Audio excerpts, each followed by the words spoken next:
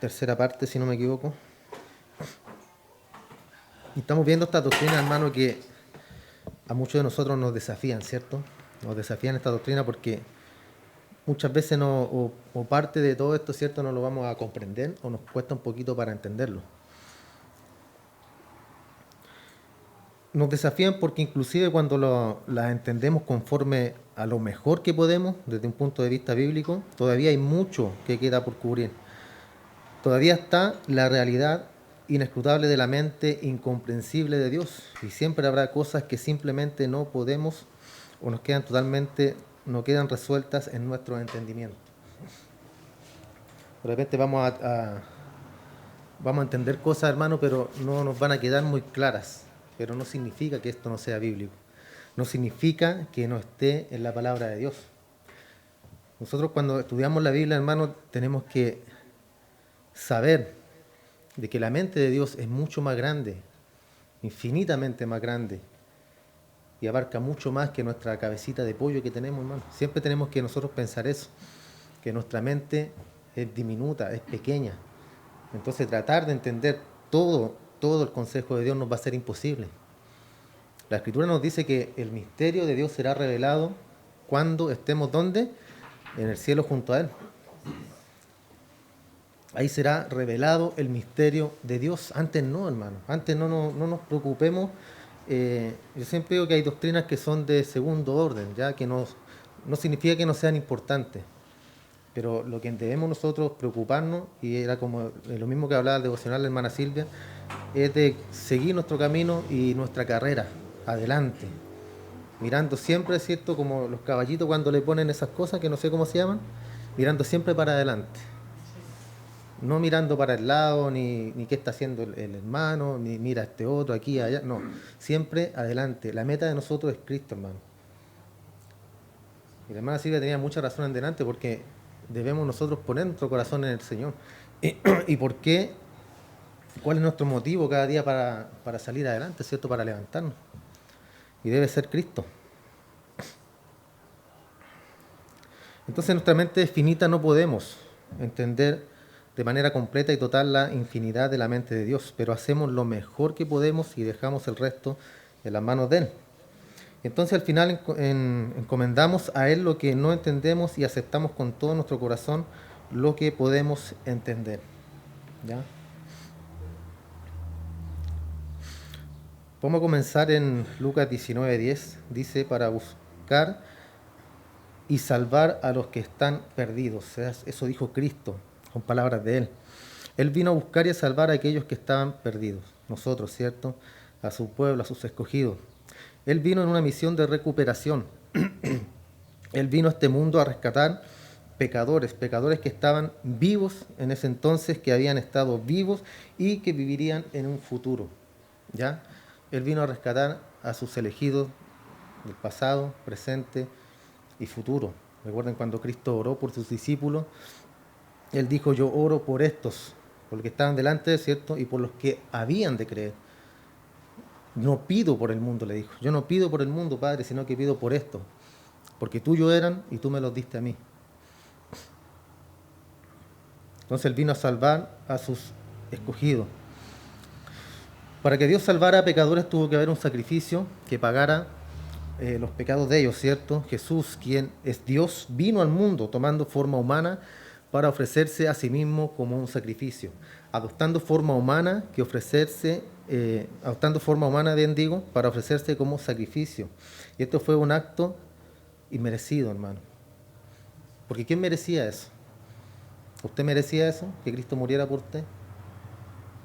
Nadie merecía esto. Pero Él lo hizo. Él lo hizo y Dios envió a su Hijo, ¿cierto?, a morir por nosotros. Un acto sacrificial que nadie jamás había hecho y nadie hará. Nunca, jamás. En la cruz Jesús murió no bajo la ira de los hombres, sino bajo la ira de ¿quién? ¿Sabe usted bajo la ira de quién murió Jesús? La ira de Dios, ¿cierto? A veces es difícil poder comprender esto, pero la Escritura dice que Él fue molido por nuestros pecados. Y el castigo de Dios fue sobre Él. Dios puso su ira en su Hijo, hermano. para salvarnos a nosotros. Entonces Él murió bajo la ira de Dios, y no por los planes de los romanos o los planes de los judíos, sino el plan determinado de Dios, predestinado desde antes que el mundo comenzara. ¿Recuerdan que eso lo vimos también? Que ese plan se llevó a cabo, ¿cierto? Era un plan intertrinitario entre el Padre, Hijo y Espíritu Santo, que Él salvaría a los suyos. Él llevó la ira de Dios y Él llevó la separación de Dios para los pecadores, por todos los pecadores que creerían. Y mientras que fue un sacrificio para Cristo hacer esto, fue un sacrificio que satisfizo al Padre. Y esta fue la razón por la que vino, para ofrecerse en sacrificio, para comprar al pueblo elegido de Dios, para comprar a su novia. En Isaías 53:4, y esta es la sección clásica, hermanos, del Antiguo Testamento, de las escrituras que tienen que ver con la muerte sustitutiva de Jesús, el cual muere en lugar de los pecadores. Isaías es inspirado a escribir en su mente con estas palabras, comenzando en el verso 4, Isaías 53:4 dice: ciertamente llevó Él nuestras enfermedades, perdón, hermano, y sufrió nuestros dolores, y nosotros le tuvimos por azotado, por herido de Dios y abatido. ¿Por herido de quién? De Dios. Y abatido. Esto quiere decir que Él literalmente fue castigado por Dios por nuestros pecados.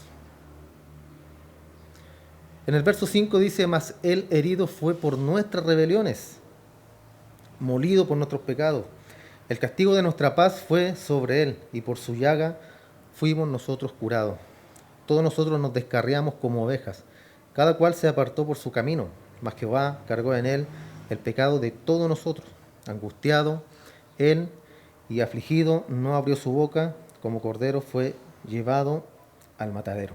Esto habla de Cristo, hermano, de nuestro Señor.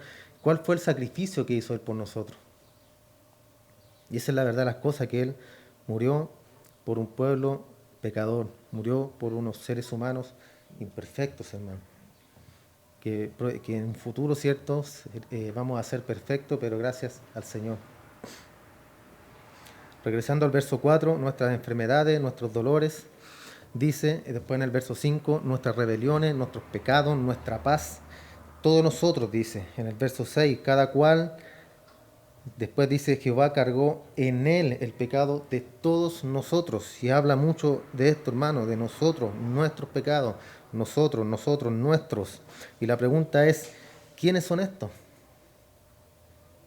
¿De quién está hablando acá? ¿Del mundo entero?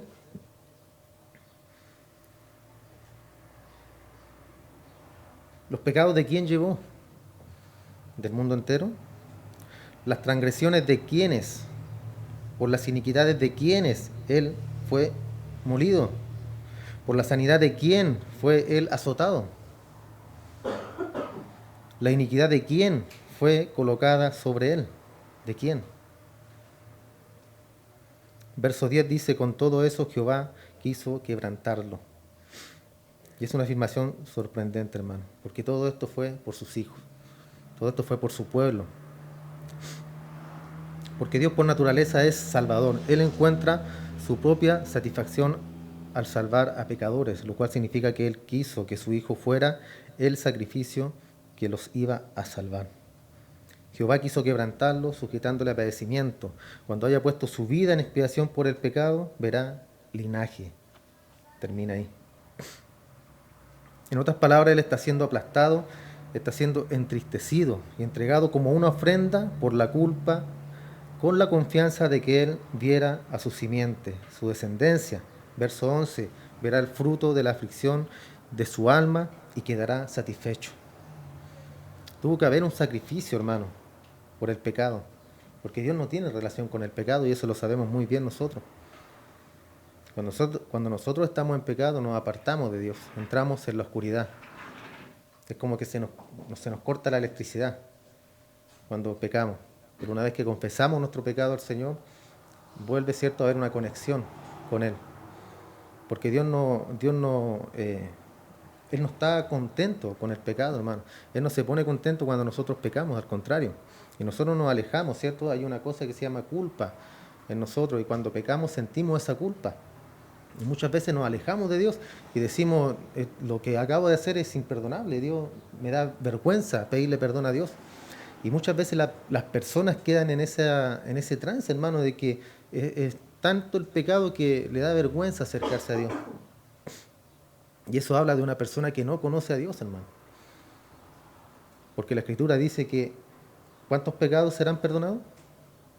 Todos, ¿cierto? Todos los pecados son perdonados, pero ¿qué hay que hacer? Confesarlo. Hay que confesar el pecado para que Dios nos perdone, hermano.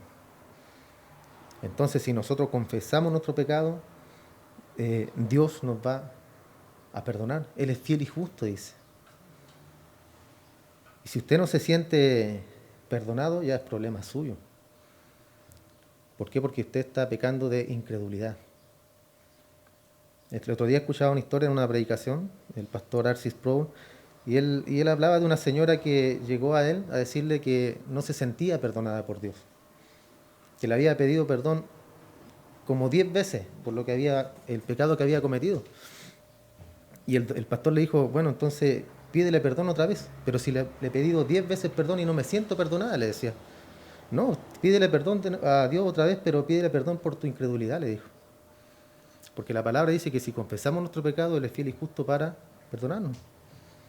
Entonces, ¿cuántas veces debemos confesar nuestro pecado al Señor y pedirle perdón? Con una basta y sobra. Y debemos sentirnos perdonados. Si usted no se siente perdonado es porque usted no está creyendo a la palabra de Dios.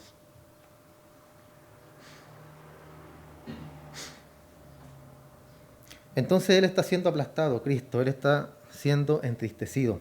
Él está siendo entregado como una ofrenda por la culpa, con la confianza de que Él verá su simiente, su descendencia. En el verso 11, verá el fruto de la aflicción de su alma y quedará satisfecho. A Dios le agradó y Cristo fue satisfecho porque a partir de ellos saldría su simiente y su descendencia. Después al final del verso 11 dice, mi siervo justo, hablando de Cristo, refiriéndose al Mesías, ¿cierto? Dice, mi siervo justo justificará a muchos y llevará las iniquidades de ellos. ¿Dónde las llevó? En la cruz. Ahí fue el pago, hermano. Siempre decimos, ¿cierto?, que las películas no se compara las imágenes que muestran ellos con lo que sufrió Cristo. Recién acabamos de leer que fue molido, hermano, por nuestros pecados. Usted sabe lo que es molido, ¿cierto? Relatos históricos dicen que su cuerpo, su rostro quedó desfigurado, su cuerpo también, con los látigos, ¿cierto? Que los latigazos que le daban, que cualquiera piensa que es solamente un látigo, pero también cuenta la historia que tenía trozos de hueso en la punta como un gancho, como un garfio. Entonces al azotarlo se le enganchaban en su carne y después ellos lo tiraban y rasgaban la piel. Entonces es un sacrificio, hermano, increíble, increíble. Por eso no debemos tener en menos lo que Dios ha hecho por nosotros.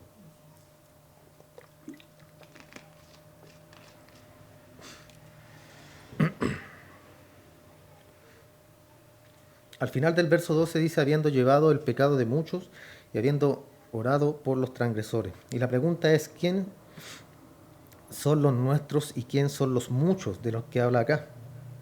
Y este debe ser su simiente, deben ser aquellos con la simiente que nace de este sacrificio, porque eso es lo que le agradó a Dios y eso es lo que satisfizo Cristo.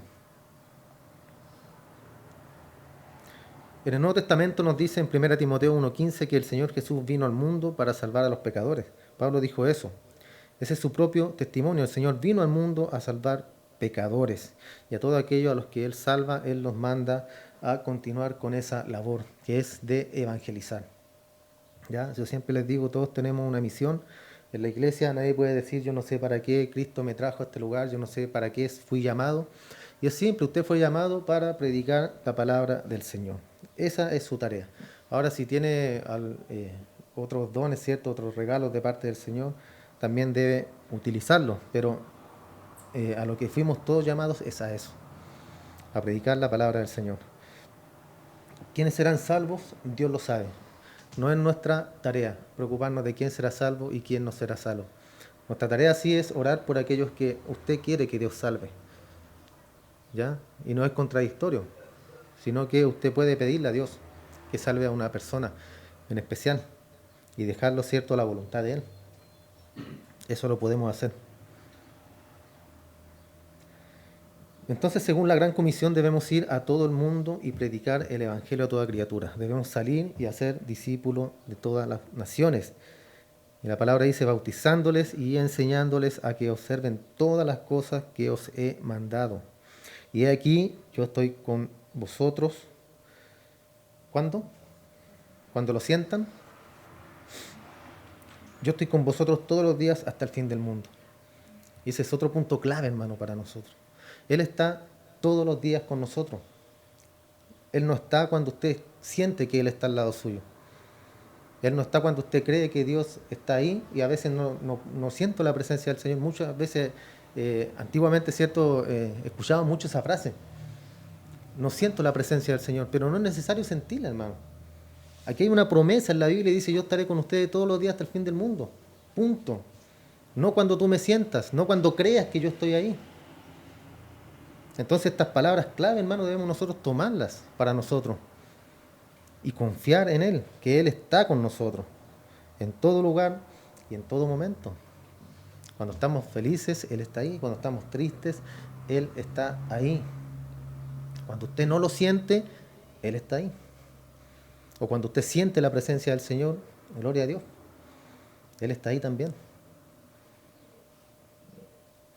Entonces eso es un acto de fe. Esa es la fe, hermano. Si Dios me dice que estará conmigo, yo creo que es así. Y aunque me esté muriendo, Él está ahí, porque es su voluntad que yo me esté muriendo.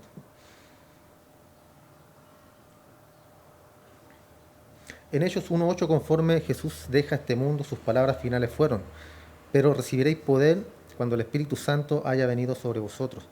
Y me seréis testigos en Jerusalén y Judea, en Samaria y hasta lo último de la tierra. Esta palabra testigo, hermano, significa mártires. Seremos mártires de Cristo. ¿Ya? O sea, vamos a sufrir. Cuando uno llega al Evangelio, las aflicciones están garantizadas. Las enfermedades, la aflicción, todo está garantizado, hermano. Porque si nuestro Señor sufrió, ¿por qué nosotros no? A veces la gente tiene un mal concepto de todo esto porque dicen que siendo hijos de Dios no tenemos que sufrir, no tenemos que pasar necesidad, no tenemos que enfermarnos. O sea, nada malo para los hijos de Dios, todo bueno. Y eso no es así, hermano.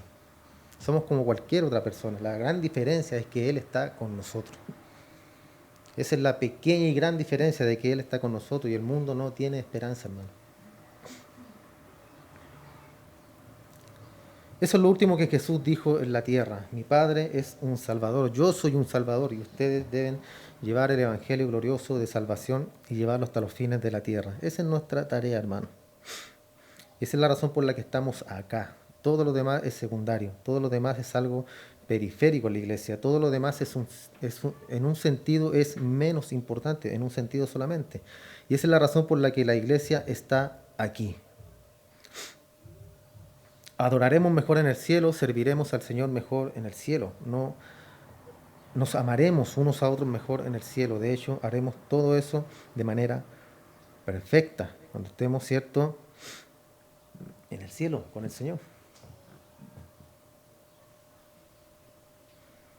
Y una cosa que no haremos en el cielo, obviamente, ¿cierto?, será evangelizar. Porque no habrá quien evangelizar en el cielo. Los perdidos no están allá, solamente estarán los salvos. Dios no quiere la muerte del impío y Él ofrece un llamado legítimo y genuino a los pecadores por toda la faz del mundo, tanto de las páginas de las Escrituras como de la boca de todos los creyentes que salen y toman el mensaje, un llamado legítimo a venir y creer y ser salvos. Y ese mandato evangelístico define por qué la iglesia está en el mundo, y esa es nuestra tarea, ¿cierto?, evangelizar. Esa es la razón por la que estamos acá nosotros hoy, para predicar el evangelio de la salvación, de la reconciliación y perdón al mundo entero. ¿Ya? El evangelio debe predicarse en todo el mundo. Es una tarea nuestra, hermano, es una misión que Dios nos dejó.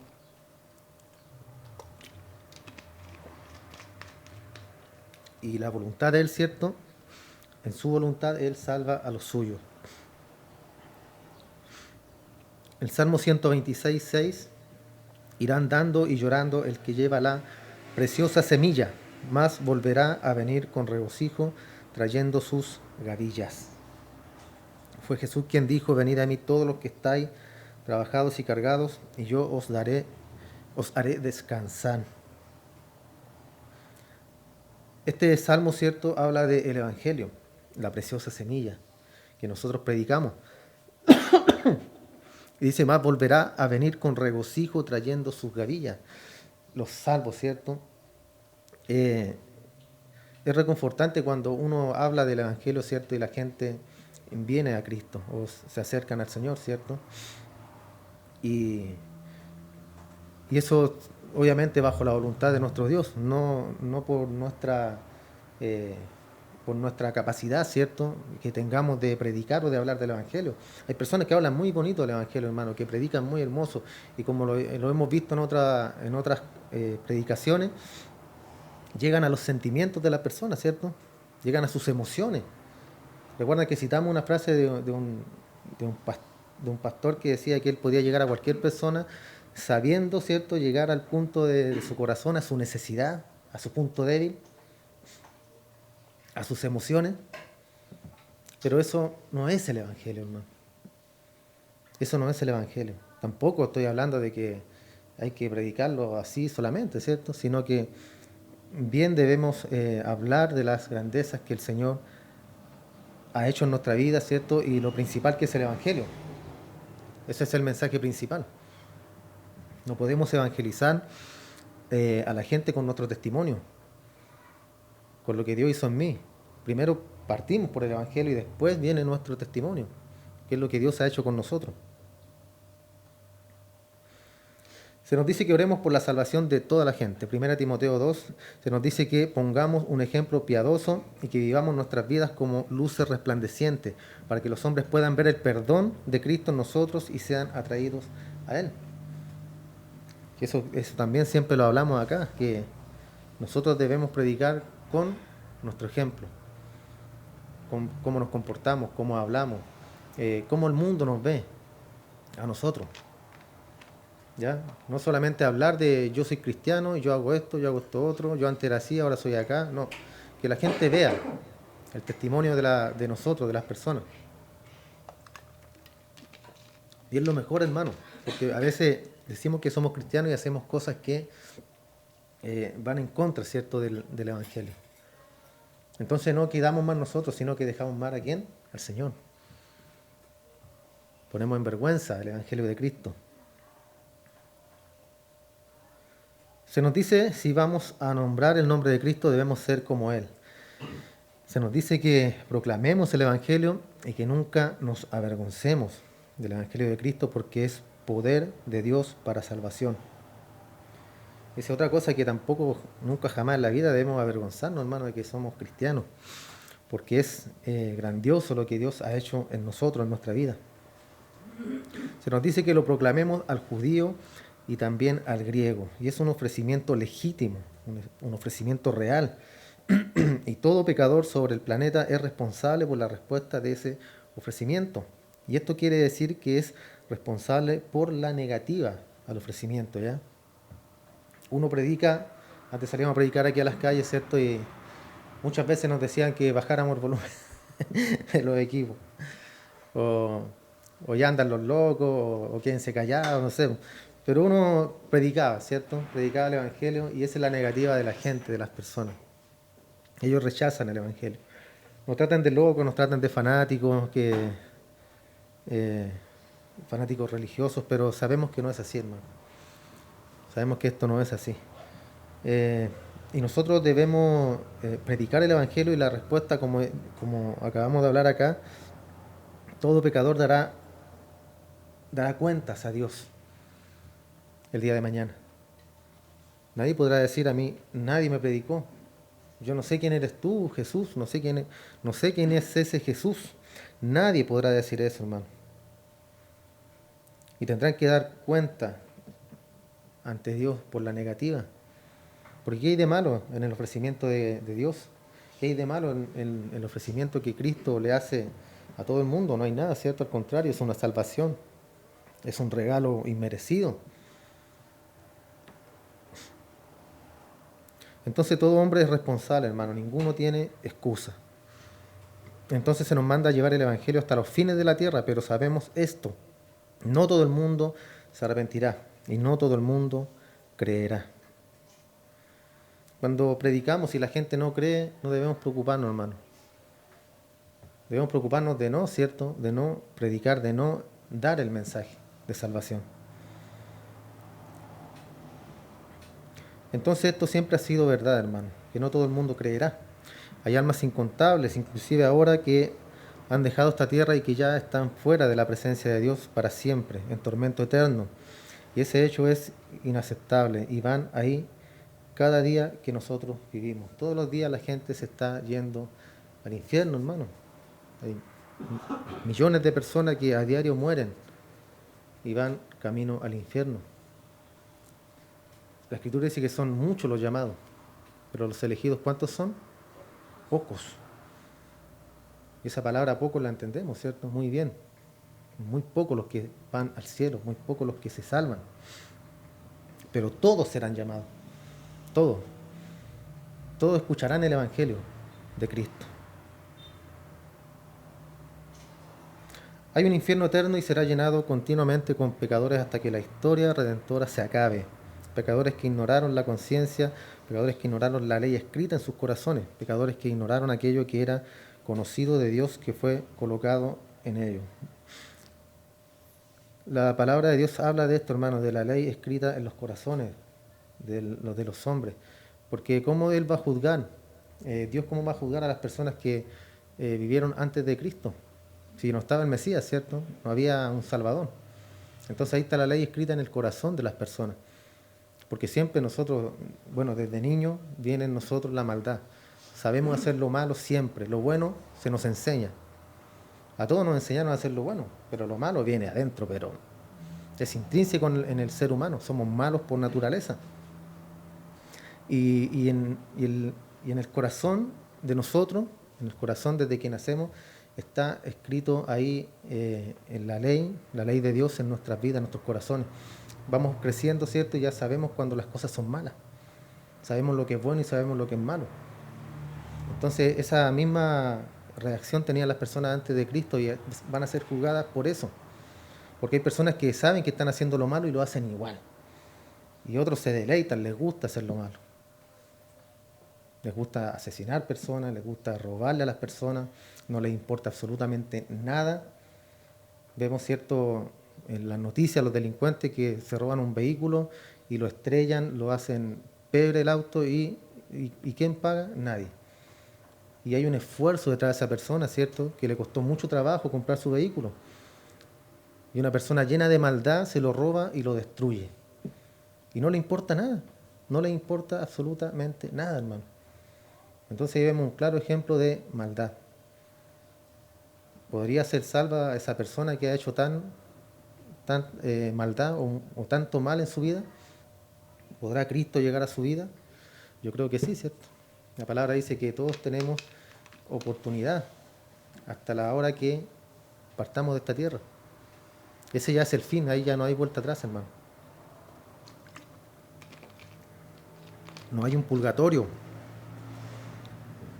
donde ir a purgar nuestros pecados. Está, cierto, la muerte y después el cielo o el infierno. Pecadores entonces que ignoraron la verdad cuando la oyeron, que ignoraron las escrituras cuando las leyeron, el Evangelio cuando les fue predicado, ignoraron el Evangelio. Pecadores que rechazaron la gracia y la bondad de Dios y todos terminan en el infierno. Y si se les diera la alternativa mientras que están en el infierno de escoger algo diferente, no lo harían. No mostraron interés en Dios en ese entonces y no tendrán interés en Él ahora. Entonces somos llamados a una tarea, cierto, mundial. Debemos predicar el Evangelio a todo el mundo.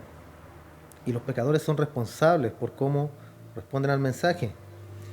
Y hay grados de castigo también en el infierno. El castigo de la gente en el infierno no será igual de severo para todos. Eso dependerá de cuánta verdad usted tuvo, de cuánto usted, cuánto conocimiento tuvo de las escrituras, de la verdad de Dios. La verdad es peligrosa. Entre usted más sabe de la palabra de Dios, más culpable es, mayor es su culpabilidad, mayor el castigo y mayor la responsabilidad, hermano. Porque a veces nosotros hacemos cosas que sabemos que la Escritura nos dice no lo hagas, pero nosotros la hacemos igual. Entonces tenemos mucho conocimiento, pero a veces no nos sirve mucho el conocimiento porque de todas formas pecamos, de todas formas hacemos lo malo, conociendo la palabra de Dios. Isaías capítulo 6, y aquí está un llamado de Dios para el profeta Isaías. En el versículo 8 el Señor le hace una pregunta y le dice: ¿a quién enviaré y quién irá por nosotros? El pueblo de Dios está en problemas con esto. Ellos están en un peligro grave. En el capítulo anterior, ¿cierto? Del capítulo 6, en el 5, presenta los pecados que eran característicos del pueblo de Dios y el juicio, ¿cierto?, que está por venir a ellos. El juicio severo y moral está por venir y es descrito al final del capítulo 5. Dios necesita un mensajero para advertir, ¿cierto?, para decirles que se alejen del pecado, que se vuelvan a Dios. Un mensajero para llamar a la gente, al pueblo, al arrepentimiento antes de que el juicio venga. Y la pregunta es hecha: ¿a quién enviaré? ¿Quién irá por nosotros? ¿Cierto? Refiriéndose también acá a la Trinidad. Isaías responde y dice: heme aquí, yo iré, envíame a mí. Y está claro, ¿cierto?, que esta debe ser la respuesta de todo creyente. ¿A quién voy a enviar a este mundo que se está hundiendo en juicio? Yo iré. Esa debe ser nuestra afirmación.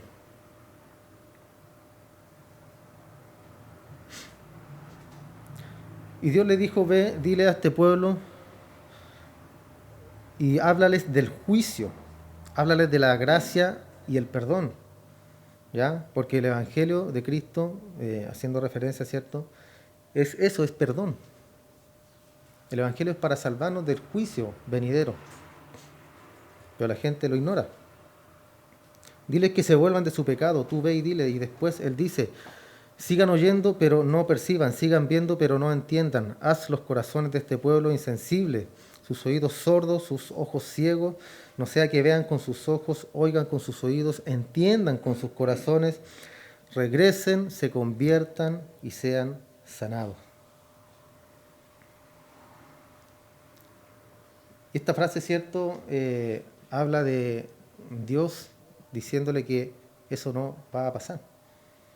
Porque no pasó, ¿cierto? Sabemos que el pueblo estaba en pecado. Estaban completamente desviados, hermanos. Desviados del camino de Dios. Y Dios le iba a mandar un juicio a todos ellos. Pero antes les iba a avisar.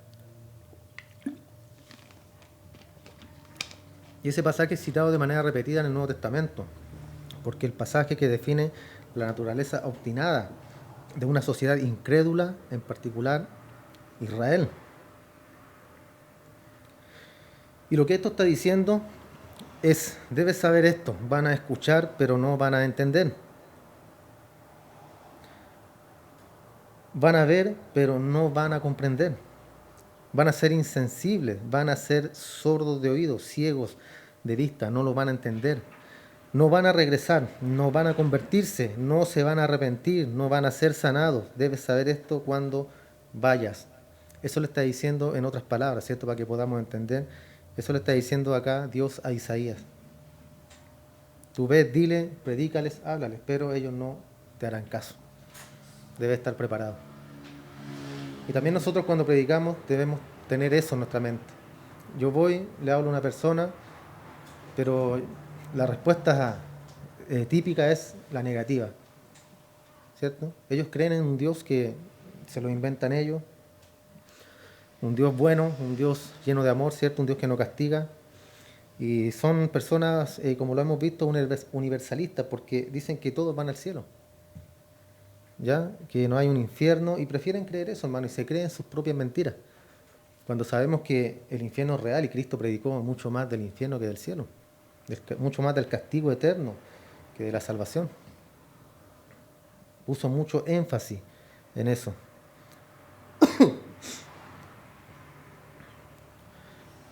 Yo creo que muchos de nosotros hemos escuchado alguna vez eh, que hay mucha gente, bueno, hace algunos años yo escuché esta noticia de que que mucha gente se está acercando a Dios, que muchos están siendo salvados, que hay un gran avivamiento en la iglesia. Y la Escritura nos dice lo contrario, ¿cierto? Nos dice que el amor de muchos se enfriará. Todo esto va en decadencia, hermano. Nosotros no podemos esperar un avivamiento en la iglesia porque, eh, lo vuelvo a repetir, son muchos los llamados, son pocos los escogidos. Y eso de que hay un avivamiento y que debe haber un avivamiento en la iglesia, yo al menos no lo creo, hermano, porque la Biblia no lo enseña. La Biblia enseña que vendrán tiempos malos, que la Biblia enseña que debemos aferrarnos cada día más al Señor, que debemos cada día más confiar en Él. Porque nosotros vemos el escenario mundial, hermano, y no tiene nada de prometedor. Nada. Al contrario, vemos cada día miseria, vemos hambre, vemos pestes, muertes, hermano. Vemos cómo la gente está saliendo de sus países, hermano, viniéndose, en este caso a Chile. Hay muchos inmigrantes que quieren entrar acá, hermano. Y es lamentable porque, bueno, la canción dice que uno verás como quieren en Chile al amigo cuando es forastero. Y es verdad, hermano. Tanto así que prefieren al forastero antes de la propia gente de Chile. Otro día vi una noticia, hermano, no sé cuántos carnets de identidad de personas haitianas que llegaron a Chile, recibieron todos los beneficios, los IFE, los bonos, les dieron absolutamente todo. Juntaron su plata y se fueron a Estados Unidos. El sueño americano. ¿Y por qué vienen a Chile primero? Porque necesitan ser chilenos. Porque a los haitianos no los dejan entrar. Entonces, al tener su nacionalidad chilena, es más fácil. No son todos iguales, hermano, ¿ya? Para que si ve a un haitiano no lo vaya a insultar. Pero vemos, hermano, que la gente siempre va a estar así. La gente siempre va a querer lo mejor. Y si es obvio, ¿cierto? Siempre vamos a querer lo mejor nosotros también. Pero no es la forma, hermano. Entonces, ¿habrá algún avivamiento? Negativo.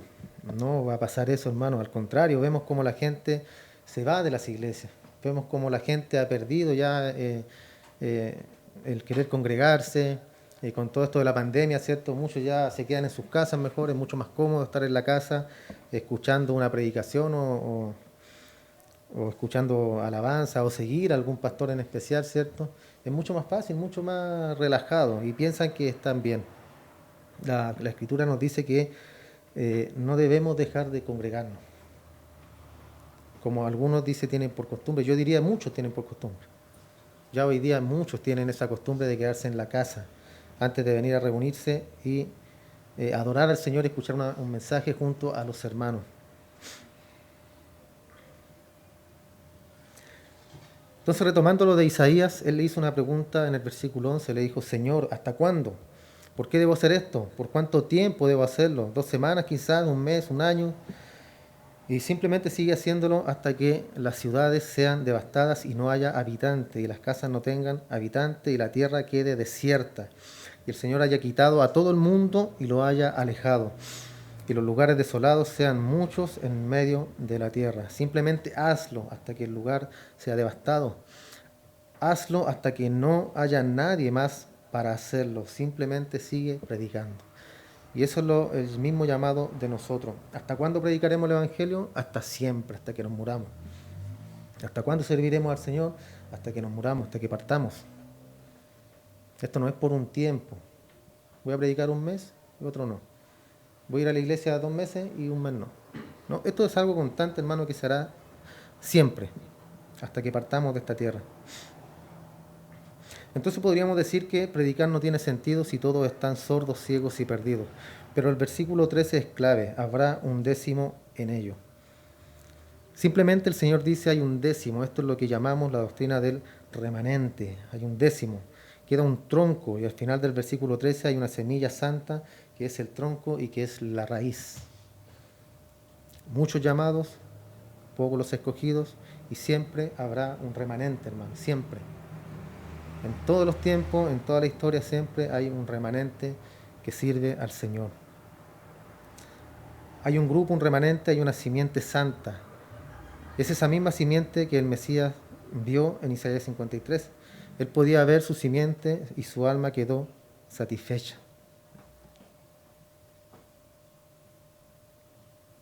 ¿Cree usted que Dios tiene algún misterio acerca de quién va a ser salvo?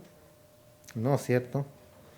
Él sabe que serán unos cuantos solamente. Él sabe que será un remanente. Él sabe que será solo una porción, una simiente santa. Esta palabra santo, ¿cierto?, significa apartado. Entonces, así como fue Isaías, vamos al mundo y vamos con el Evangelio y sabemos que la mayoría no van a creer. Eso lo sabemos.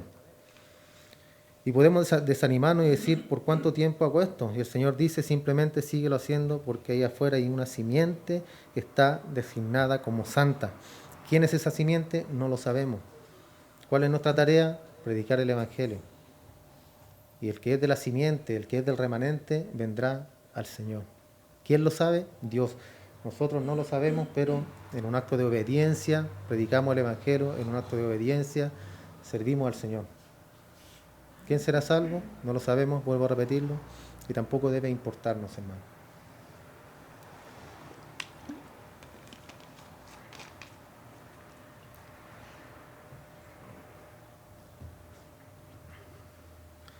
Para terminar, Hechos 13:48 dice, cuando los gentiles oyeron esto, comenzaron a regocijarse y glorificaron la palabra del Señor y creyeron todos los que estaban destinados para vida eterna.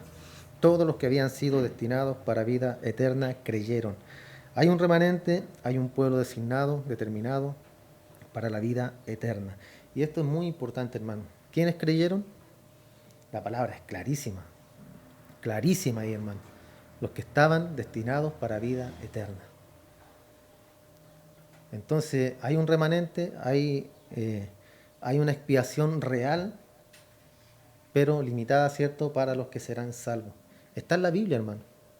Está en la Biblia. Yo no entiendo por qué muchas personas o muchos pastores no quieren hablar de esto, cuando es completamente bíblico. Doctrinas controversiales, pero son bíblicas.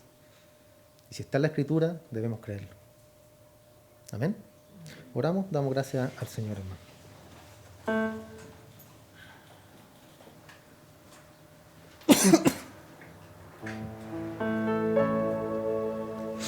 Padre, te damos muchas gracias, Señor, por este tiempo que nos has permitido estar en tu presencia, estudiando tu palabra, Dios. Gracias porque un día más nos has levantado, hemos tenido vida, salud, Señor amado. Y hemos llegado acá a tu presencia, Señor, faltos a lo mejor, impuros ante ti, pero al llegar acá, Dios del cielo, tú nos purificas, tú nos lavas, tú nos santificas, Señor. No significa que este lugar sea designado para eso, sino que eso puede pasar en cualquier lugar, en nuestra casa, en nuestra habitación, en el trabajo. Tú nos perdonas, Señor. Tú quieres que nosotros nos arrepintamos todos los días de nuestro pecado. Y si hemos fallado, Señor, perdónanos, Padre. Si hemos hecho lo contrario a tu palabra, perdónanos, Dios. Te damos muchas gracias porque cada día tú nos levantas, Señor. Te damos muchas gracias porque cada día, Dios del cielo, tú pones la vida en nosotros. Nos acostamos en la noche, dormimos, Padre, y no sabemos si vamos a despertar. No lo sabemos, Señor. Por eso apenas abrimos nuestros ojos en la mañana, lo primero que hacemos es darte gracias, Dios. Darte gracias porque nos tienes con vida y con salud, mi Señor. Eres maravilloso, Padre, todo lo que haces por nosotros, por tus elegidos, por los que tú has decidido salvar, mi Señor. Toma nuestra mano, Padre, toma nuestra mano firmemente y no nos dejes jamás. No queremos separarnos de ti, Señor, no queremos dejarte jamás, Dios del cielo, porque tú has hecho algo tan grande en nuestra vida, tan maravilloso, Señor, que no queremos dejarte. Por eso toma tú nuestra mano, Padre, porque si nosotros tomamos la mano tuya, nos soltaremos con facilidad. Nos soltaremos con facilidad, Señor, y no queremos eso. Queremos seguir contigo, queremos seguir caminando, queremos seguir adelante hasta llegar a la gloria eterna junto a ti. Gracias, Dios. Muchas gracias.